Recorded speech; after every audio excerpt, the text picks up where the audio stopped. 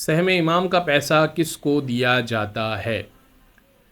خمس کے 2 حصے ہوتے ہیں، سہم امام اور سہم سادات۔ سہم سادات تو آپ آیت اللہ سیستانی کے مطابق آپ سید کو، جن کی شرائط پہلے ایک مسئلے میں بتائی جا چکی ہیں، اس کو آپ شرائط کے مطابق تقسیم کر سکتے ہیں۔